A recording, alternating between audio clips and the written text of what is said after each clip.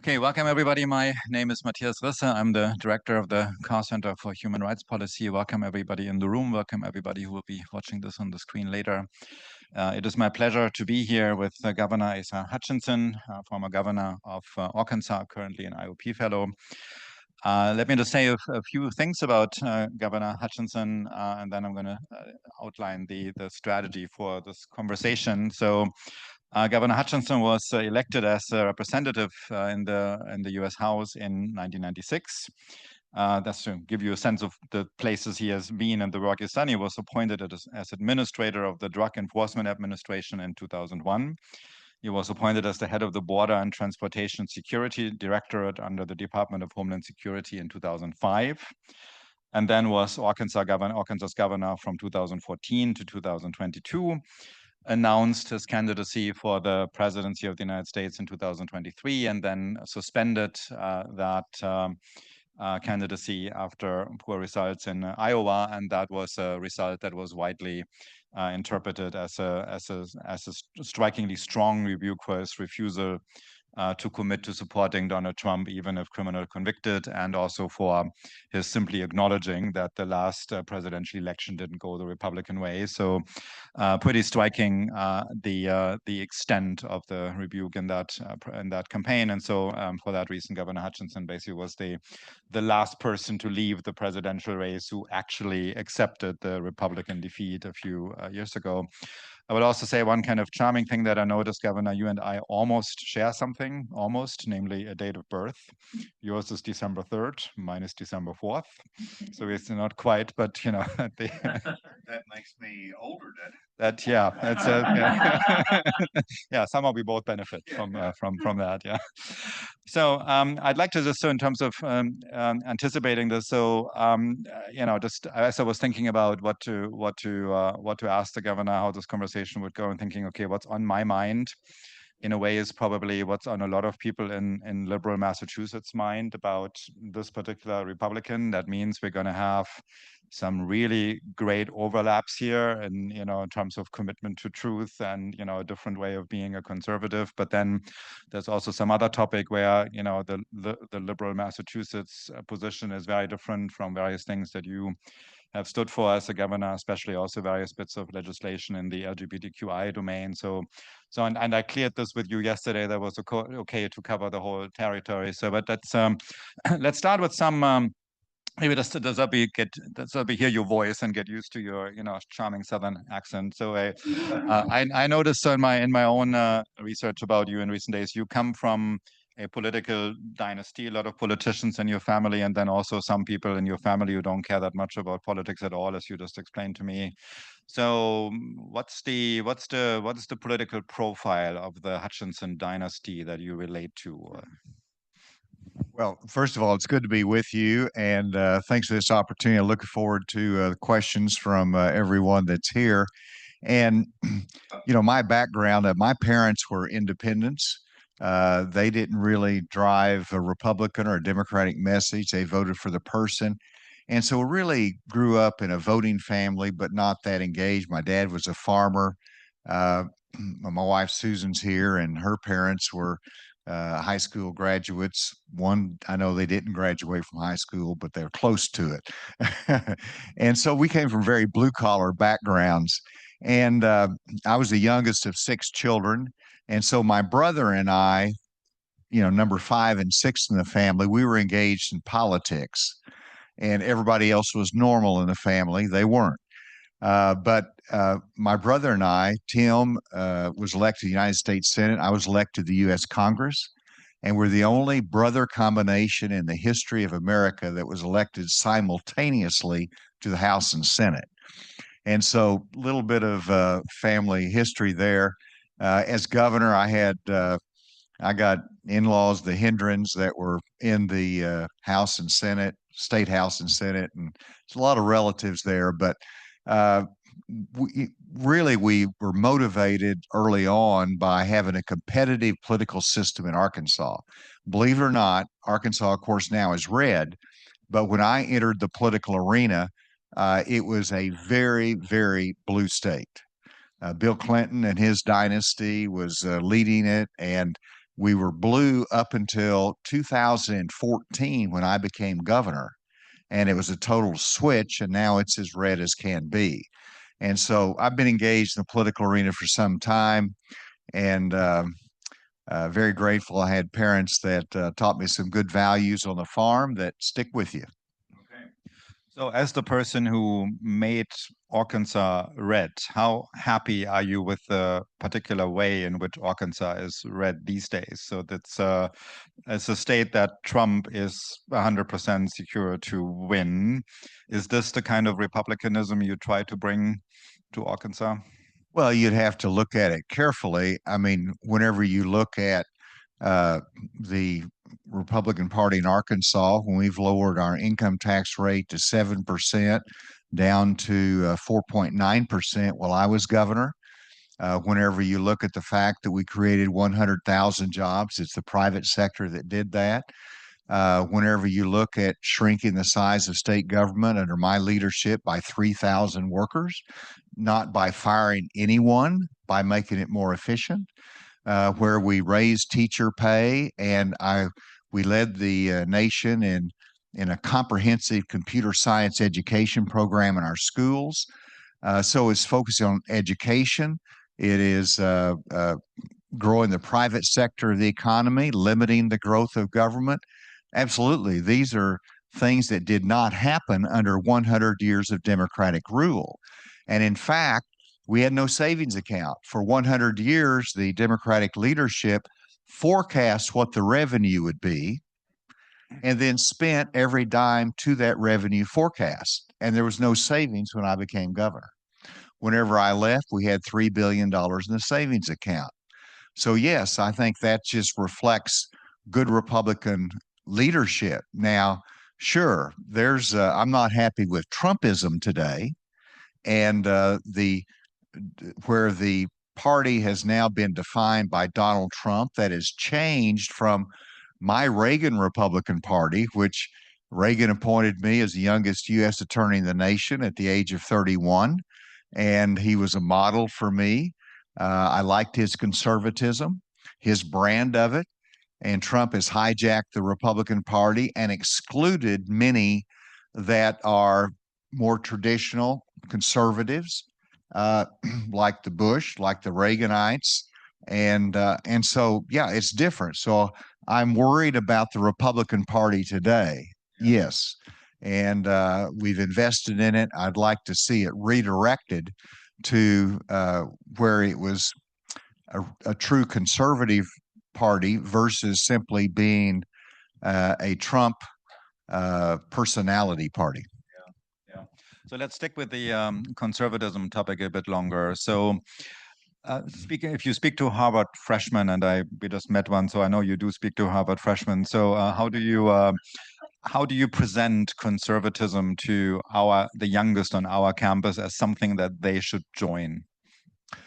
Well, to me, conservatism is where you have a limited role of government and you encourage the private sector and the free markets to work for the benefit of everyone that has equal opportunity. So it's limited government, it's equal opportunity, and the opportunity is a very, very important part of conservatism. It is also where you look internationally, where conservatives believe in America that leads and is strong internationally. That's been historically the conservative Republican Party. And so that's how I would define conservatism. You know, we have another social brand of conservatism, which I'm pro-life and obviously believe in reasonable exceptions, but you know the social conservative side is a part of today's conservatism as well. Okay. So your conservatism definitely would include continued support for Ukraine. Do I read this correctly? That's correct. And I loved what we used to define conservatism. You'd have three branches of it. You'd have defense conservatives. that believed in a strong national defense and a robust foreign policy. And then you would have economic conservatives that Paul Ryan would reflect, pushing the limited government and growth of the private sector and the free enterprise system. Economic conservative, then you'd have social conservatives. And for Republicans to win, you really needed all three branches of conservatism. But they were not all aligned perfectly, nor are they today. Okay, so by way of contrast with liberalism then, so what is it about liberalism, the way you understand it, that makes you not liberal? Well, the way I look at it is that liberal first looks to big government solutions. And a good example is that uh, uh, when it comes to federalism and the state's role, when it comes to Medicaid, Arkansas wants to put in a work requirement that if you're going to receive a public benefit and you're able-bodied, you either need to be in worker training or you need to be working or volunteering somewhere.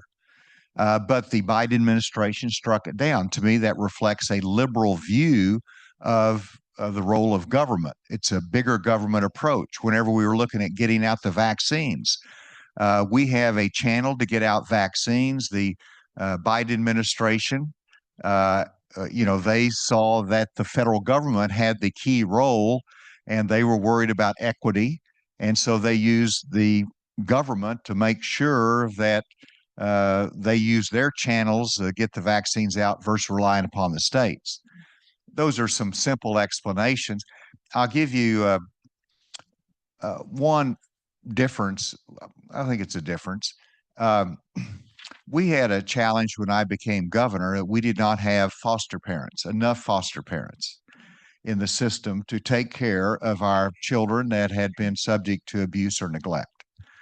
And then we also had a challenge with people coming out of prison that couldn't get jobs. And so, we had us look at it as to what we should do about it. And I wanted to partner with the faith-based community and the nonprofit community on both of these. And so we did that versus simply having a pure government solution. And so that to me reflects a conservative approach in contrast to simply a government solution to some of the social problems that we face. Does conservatism have a religious component for you, or is it mostly about the limited government? I think it would be, I wouldn't say it that way. Whenever you look at,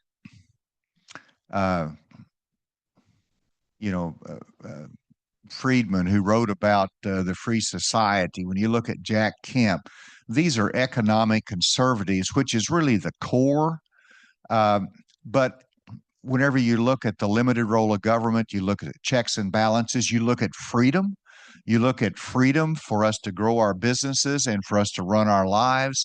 There's a religious component to that, only in the sense that, my faith helps guide me in terms of my view of the world and individual responsibility, work and the dignity of work and compassion for others. So sure, there's a component to conservatism that is founded upon a value system. That's how I would express it. Okay. Let me turn to LGBTQI rights and civil rights protection for gay people in Arkansas. And specifically, I want to ask you about two laws that you signed in your time as governor. And the first is a 2015 law that you signed that prevented local governments from extending civil rights protection for LGBTQI people. So that was basically a law that said if local governments wanted to extend certain protections to LGBTQI people, your signature on that law made it impossible for them to do that. And then in March 2021, you signed the Medical Ethics and Diversity Act, which is a law allowing medical providers to refuse non-emergency treatments to gay people, people outside the gender binary. Is this correct so far, or? Mostly correct. Okay. I actually had to do some research to remember what I did. And on the first law, we'll talk about it.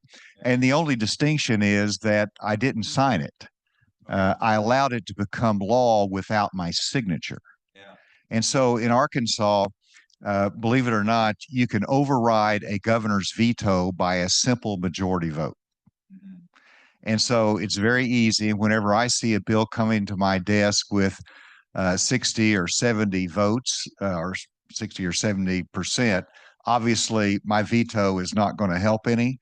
And so sometimes I allow it to become law without my signature, which expresses that I'm not in full agreement. Okay. And so this first law, which again said the local jurisdictions cannot provide greater civil rights protection in any category than what the state has provided. And so, you know, it was designed to have a uniform approach. And it's not necessarily untypical, but clearly that was, this was coming after our decision by the United States Supreme Court approving gay marriage. And as soon as that decision came down, I said, we're going to do exactly that in Arkansas. We're going to honor the Supreme Court case. I directed my Department of Health to issue the appropriate marriage license as required by the Supreme Court. Well, the legislature has a very conservative bent, and so they passed this law to sort of in response to make sure that local jurisdictions did not to go further than what the state did. You know, from a little bit of defense of that view, you can look at it as one conflict between state government and local government, but Arkansas civil rights protection goes to race, it goes to gender discrimination. What else is included? National origin. All of those areas are protected. It does not specifically say sexual orientation, and it does not specifically provide for what else? I think that's the only one that's gender identification, I guess, would be the other one. Well, we should not be discriminated against anyone because of those categories. We should not. And they deserve fairness and they deserve protection and hiring opportunities. But when you put them in a protected class that where perception is they have greater protections than someone else, that was the difference of view reflected by the legislature that passed that law. Right. So there is a perception out there. Some people say that, right? So, but the political dynamics behind special protection categories are here groups that actually are actively discriminated against. And in the South, not just in Arkansas, but including Arkansas, life for gay people is very hard. And so special protection comes in to say, unfortunately, it is necessary for state entities to have these categories written down about special protection for gay people. So it's we need special protection until we no longer need it. Wouldn't you agree? Well, I mean, that's the argument. And and there's certainly instances of persecution, of intimidation, violence even. So yes, that's something to be concerned with, and the law should be enforced on that. We also, I pushed for hate crime legislation in Arkansas for that particular reason.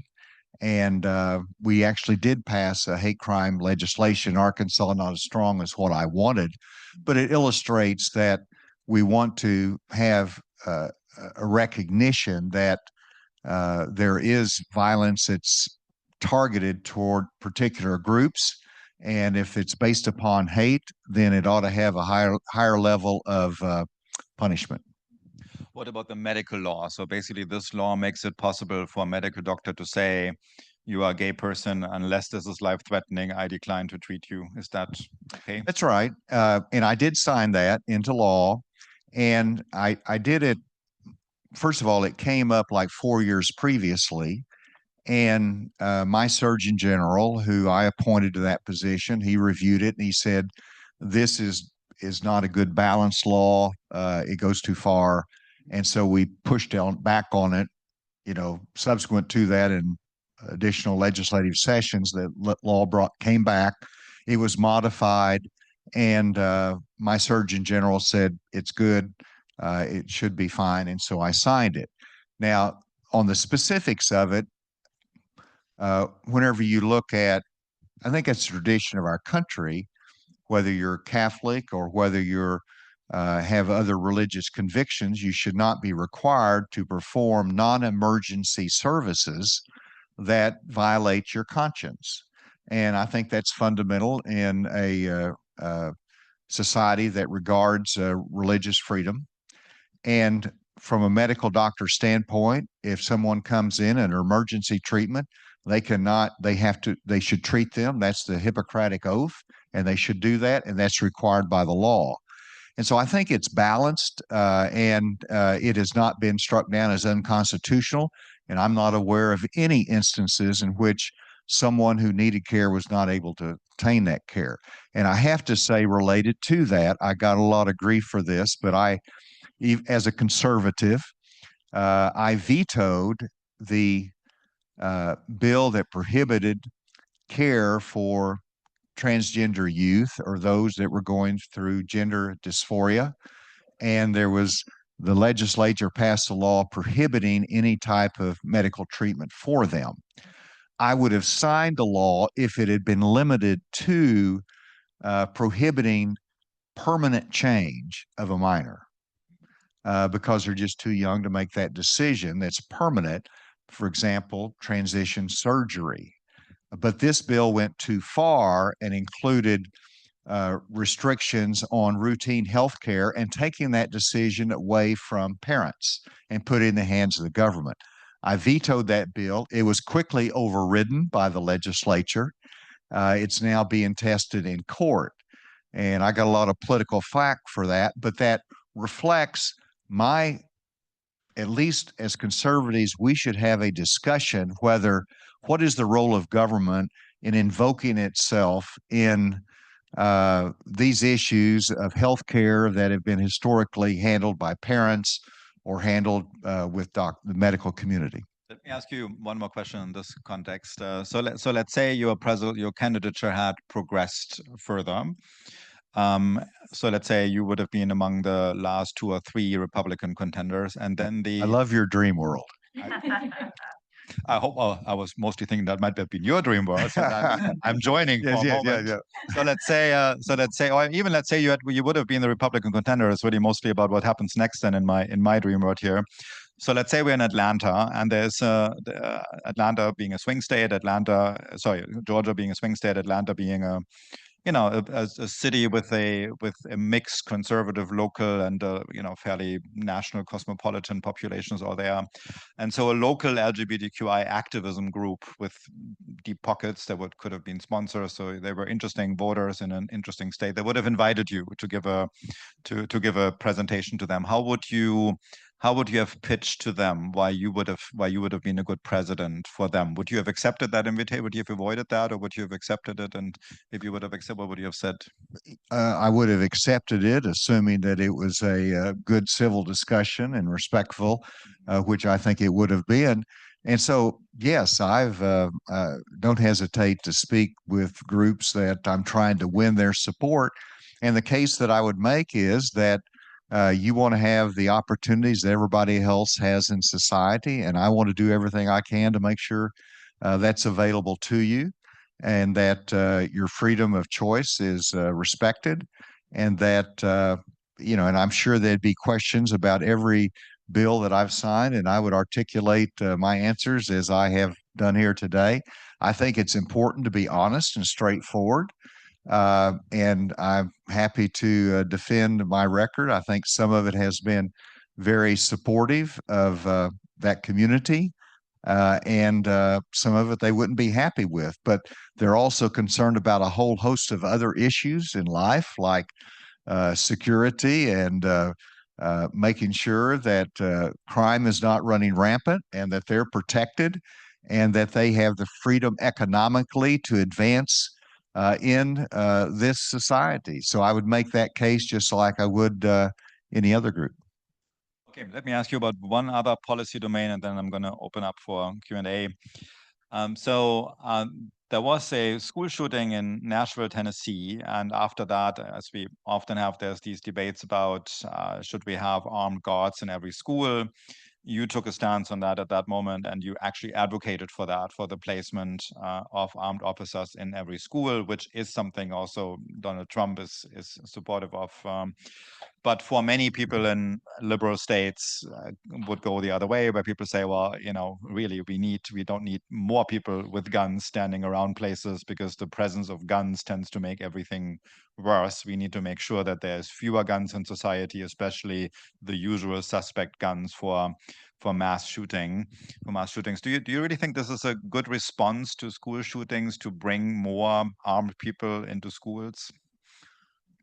I do is a short answer to it, but I also respect, like I did a national study after the Newtown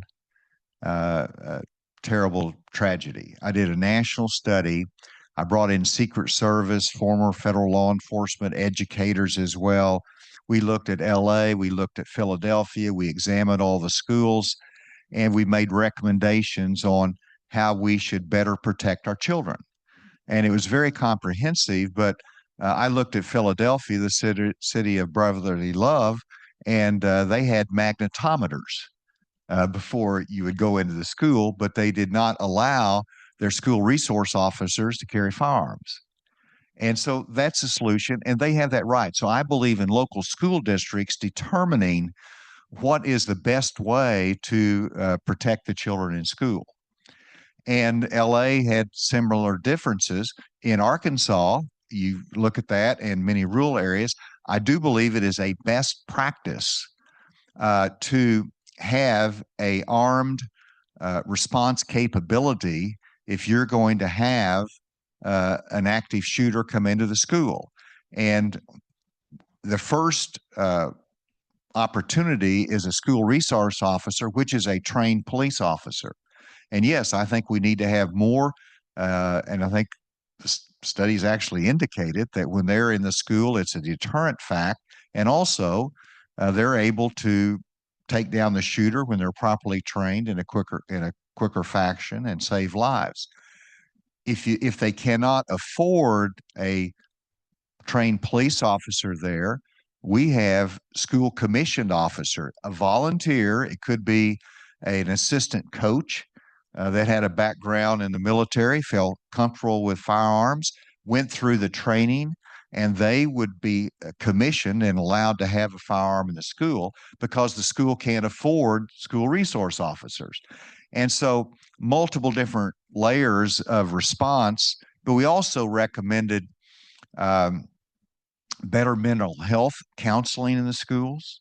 And in Arkansas, we adopted this where we had our school counselors were spending so much of their time, like 80% of their time, on administrative work versus direct counseling of students. And I think that's mirrored across the country. We passed a law that I signed that said 90% of a school counselor's time has to be devoted to direct counseling of students. And we also put more resources in there. So there's things that we recommended and did that's beyond simply the armed protection in the school. Just one follow-up question, then I do open up. So the United States has roughly 330 million people living here, and we have roughly 400 million civilian-owned weapons. So there's a couple of countries that have a yet starker ratio. I think Yemen and I don't know what, but it's like not the typical high-income liberal democracies that the United States normally wants to be seen with. So it's a curious phenomenon in the United States, and we are so used to school shootings that if it's just 3 or 4 people who get killed, it's barely making the news here. So we have an epidemic of school shootings, and it's connected to us having an epidemic of civilian-owned weapons. This solution, bringing more armed guards into schools, will cement this oversupply of civilian owned weapons. Shouldn't we go the other way and just kind of to squeeze out weapons out of society? I believe in practical solutions. And every time we have a school shooting, but not just a school shooting, if we have a shooting in a mall, uh, I want to know what could be done that makes a difference in saving lives, that's consistent with our freedoms here in America. And the fact is that you're not going to take guns out of the hands of criminals and those that want to do harm. Now, there are loopholes that can be closed. After the Uvalde shooting in Texas, there was a loophole. And Senator Cornyn, Republican, and Senator Murphy, Democrat, joined together and sponsored legislation to close that loophole. That, to me, is a proper response.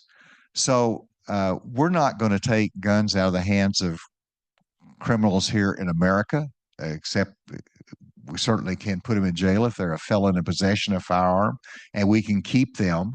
But they're going to steal. They're going to be able to make them.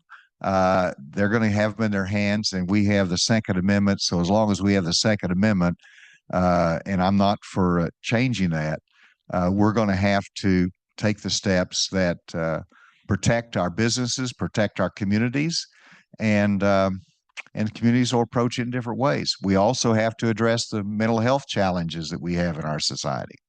Yeah. Okay, good. So opening up now. So since we are recording, I'm not asking you to introduce yourselves. And even if I know you, I will not call on you by name. At the same time, if you are comfortable introducing yourselves, of course, it's always great for us to know, for the governor to know who is asking a question. So floor is open.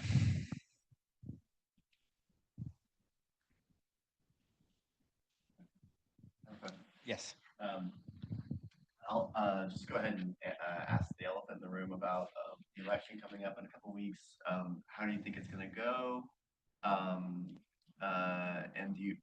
where would be some sources of hope potentially about the Republican Party maybe becoming less Trump-like in the future? Yeah. Well, I mean, I'm not any smarter than anybody else, and so I can't tell you who's going to win. I do measure it by momentum every day, and I think that makes a difference. A candidate has to win every day, and momentum defines it. I think that Kamala Harris has worked very hard in trying to regain some momentum, and I think she's had some success in that. It faltered for a while after the VP debate. And so I can't predict the outcome. But in terms of the party itself, obviously, if Donald Trump gets elected, then you have MAGA reinforced and Trumpism reinforced, and it's going to be hard to shake that loose anytime soon. That's the reality of it. If Donald Trump loses, and then you've got somebody who's brought us to defeat election after election cycle. And I see an opportunity for shift in the Republican Party back to more principle-based, more traditional thought, and to moving away from that personality, grievance-driven demagoguery, quite frankly, that we see right now in the campaign. We'll see if that can happen, and if he loses, it's not going to be easy, but I think you will see a quick reevaluation of it and hopefully a new direction, which is what I certainly hope for. Just as a follow-up, do you think there's really going to be a quick reevaluation? It seems by now, as the years have gone by, the Trumpification of the Republican Party has become quite endemic, entrenched, wouldn't you say? Yes, I mean, it's his party. I mean, he has controlled it in terms of its operations, its messaging, its fundraising. The people in there in the party are by and large loyal to Donald Trump, and if they're not loyal to Donald Trump, they've been excluded. So it's his party. Now, no one is Donald Trump. If you take Trump out of the picture, then you have a lot of wannabes, but they're not Donald Trump. And so I don't know that his style will prevail over the long term. We will see. There'll be many people that try to mimic that, but there'll also be those that try to bring it back to a more rational presentation of Republican principles.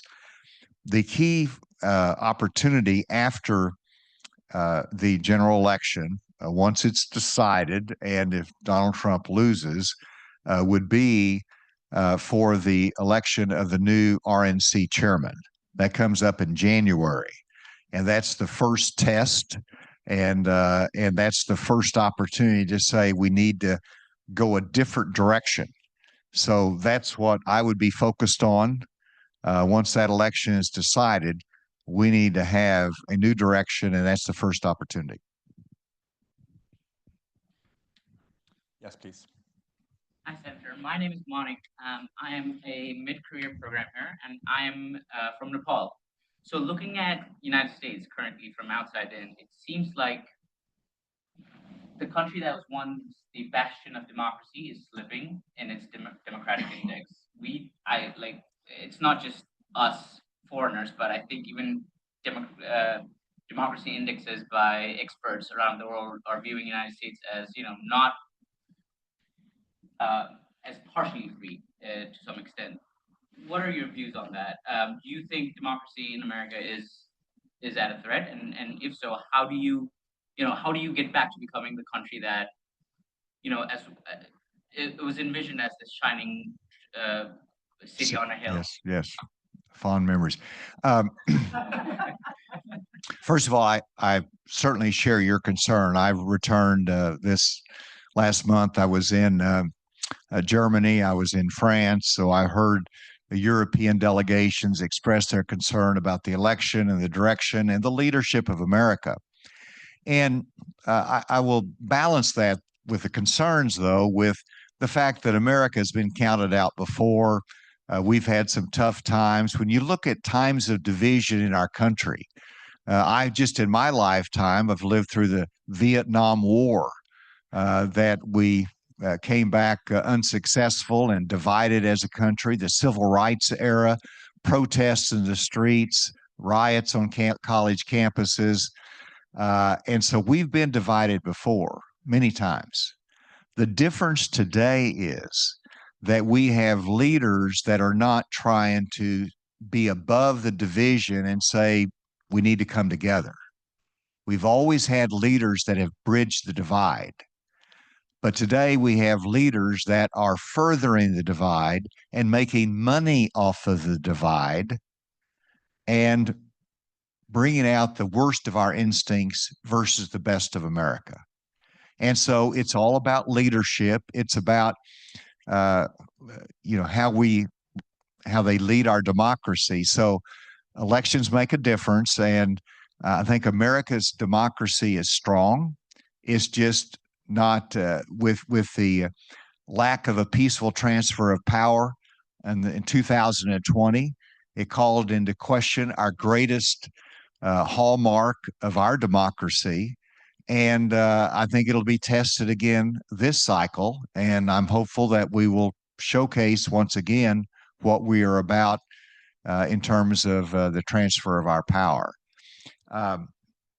So I'm an optimist, and I believe we will come through this, but we've got to have leadership once again that says we need to bring people together versus driving them further apart. And then we'll be the example that we need. I think it's also the democracy part, as I traveled around in my presidential campaign, one overriding observation I had is that the people of America care.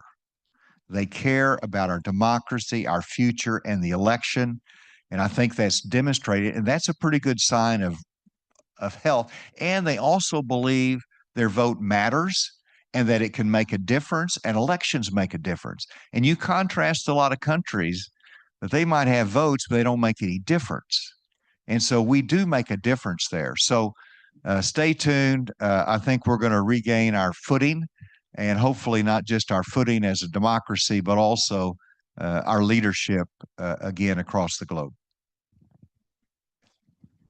Thank you, Governor, for being here. Just some quick context about me. Both my parents are from West Virginia, from very mixed political families. I have very diehard Trump supporters in central West Virginia. Family is coal mining is the family job, but very strong, Democrats as well, an historically Democratic state. And then my husband's family's from Southern Ohio, related to Mike DeWine, cousins of Mike DeWine, governor of Ohio, another very vocal, never Trump governor. I really appreciate and find comforting your optimism about what next week is going to bring.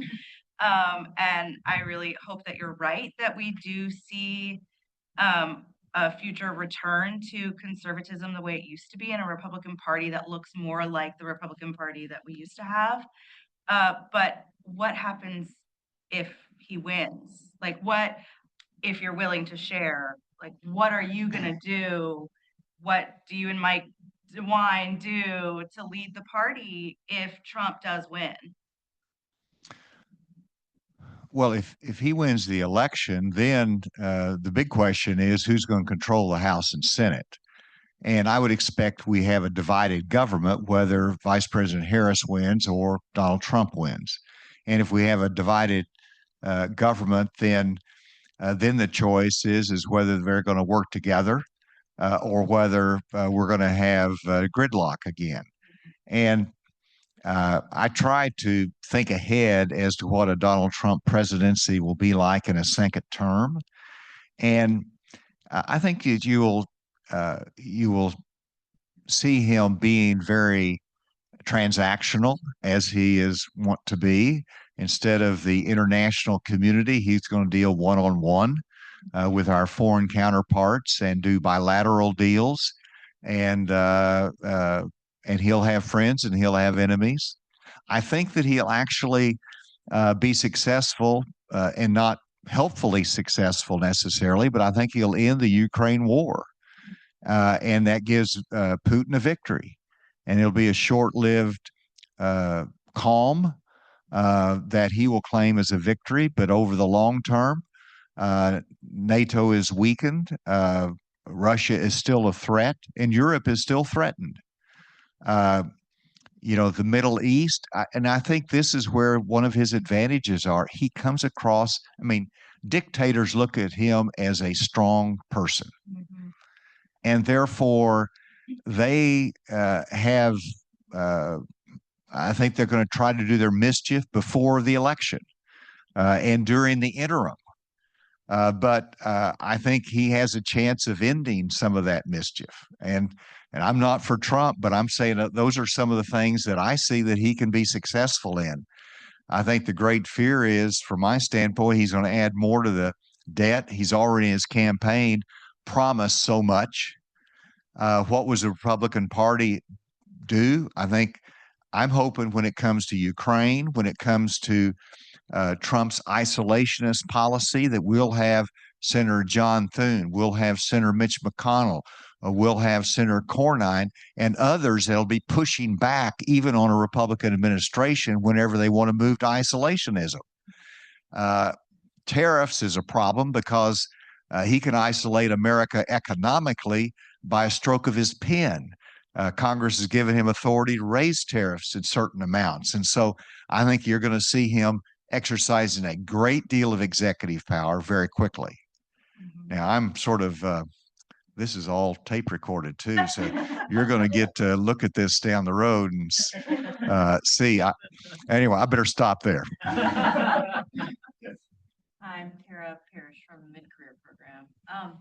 I want to ask you the flip question. What do you see from a Harris election?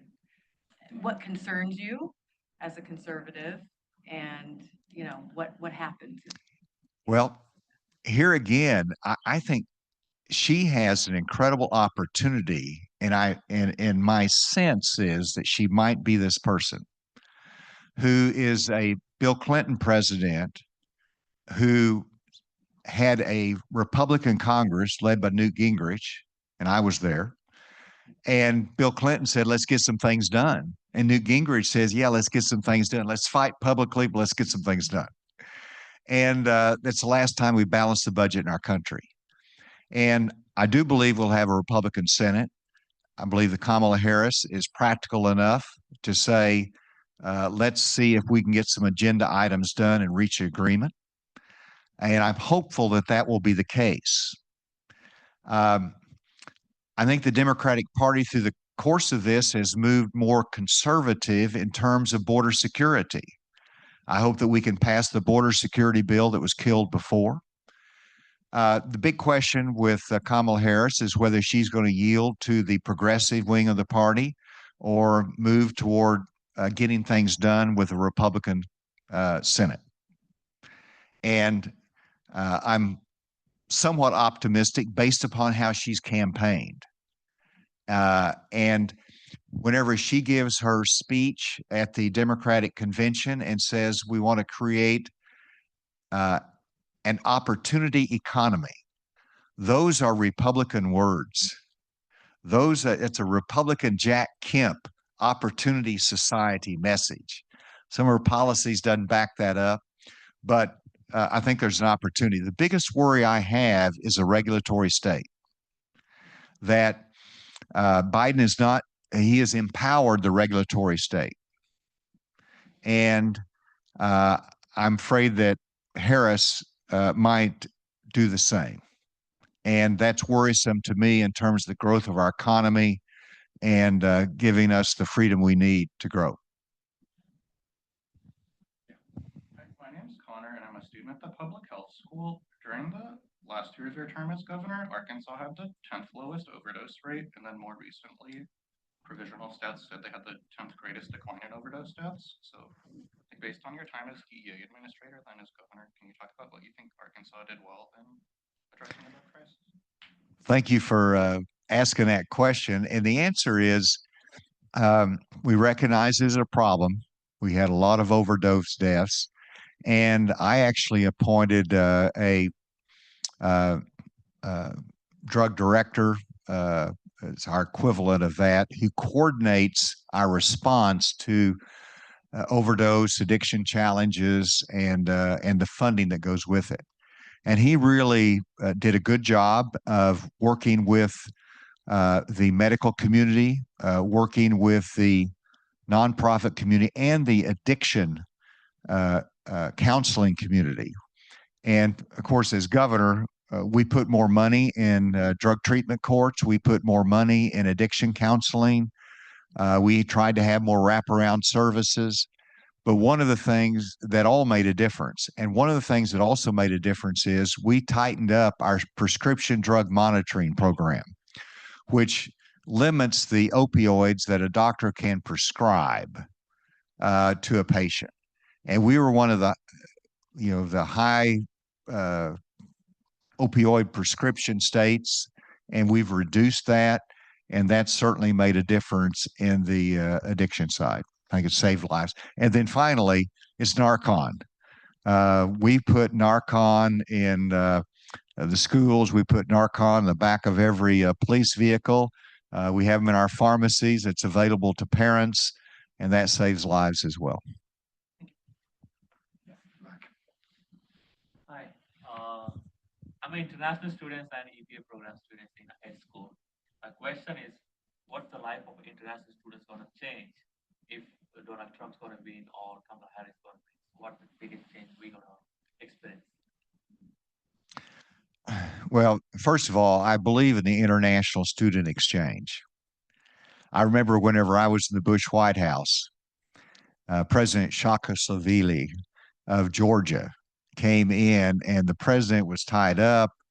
Somehow I wound up entertaining the president of Georgia for some time, and he had his cabinet with him, and he introduced his cabinet.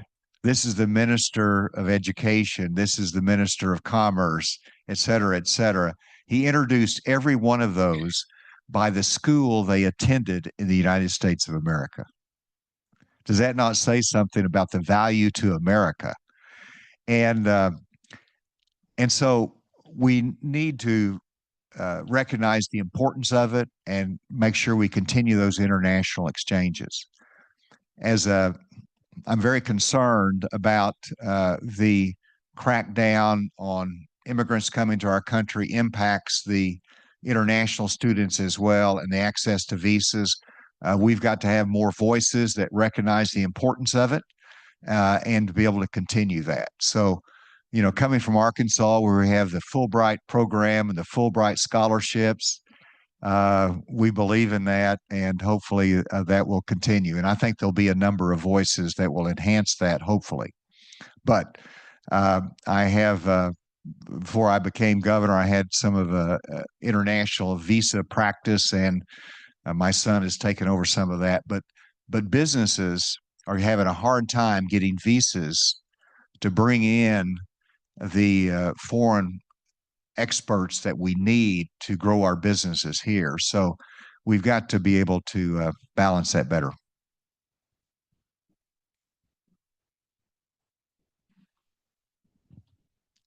Yes. Thank you so much for coming and speaking, Governor Hutchinson. I'm a freshman at the college. You mentioned that Arkansas has historically been a blue state, and then around 2014 it transitioned, and since then it's been a red state. I'm just wondering, what do you think has caused that shift, and do you see that as a permanent shift, or do you think that could go back and forth? I thought Texas shifted permanently to red, but I start wondering these days, it's becoming more competitive. So I don't think there's any permanent changes in American politics. But Arkansas was really the last southern state to turn red. So I think we'll be probably the last state to change course again. And who knows when that will be. There's a couple of keys that moved us from blue to red. One was fighting the battle for fairness in access to the ballot. As a blue state, I was chairman of the Republican Party, and you go into one county, and in the primary elections, the Democrats would have 30 polling places.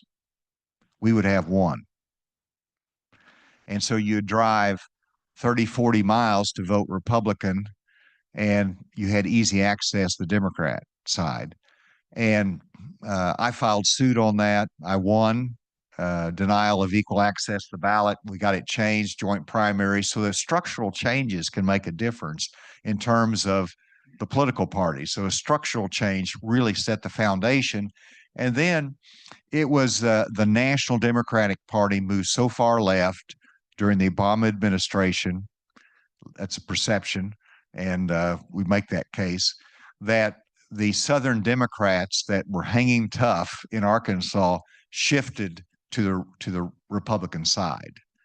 And so, today now everything is national politics. We are aligned locally based upon how our national parties are aligned. It used to be some of a breakdown. We don't see that anymore, and that shift with the national parties on the Democrat side strengthened the Republican, turned us red. Let me maybe ask one final question, since that's actually something I should have asked at the beginning. What it's like for you to be here. So, you were governor of Arkansas, you were on the campaign trail, now you've been a fellow here at the Institute of Politics, so you are partly based in Massachusetts. What have you noticed, experienced, either in Massachusetts writ large or at Harvard specifically? Anything surprised you, or? Well, I love this area, and I love Charlie Baker, former Republican governor of Massachusetts, who was probably an economic conservative, not a social liberal, but he was an important part of our party. But here at Harvard, let me just tell you, I'm impressed with the students. I'm impressed with the exchange of ideas, the intellectual stimulation on ideas of our future and how we can make our democracy work again. So this has been like a sabbatical to me, very refreshing, energizing, and thought-provoking. I do think it's important. Obviously, Massachusetts is blue. Cambridge is dark blue, if there is such a color, and Harvard is a part of that. So I do believe it's important that you have folks like me that can articulate the conservative mission. And I applaud Harvard students because you're open to it. Not that you're going to be persuaded, but you want to know and you want to be intellectually sound in terms of the differences. And if you disagree, you want to know the basis of it. That's the kind of exchange that we need to have in America. And so I found, even with my conservative values, very welcome audience here. And I do think you need a few more of us here. But I've just been a fantastic time here. I look forward to finishing the next month. I can certainly wholeheartedly agree that it's absolutely important that we have these conversations. That's one of the things we have way too little of. And so that's why I was thrilled to learn that you would be an IOP fellow. I was thrilled to meet you a couple of months ago when we did it at the very beginning of the semester. And of course, first of all, I'm delighted that you had this conversation with us this evening, Governor. Thank you for being here, and thank you for all of you for attending.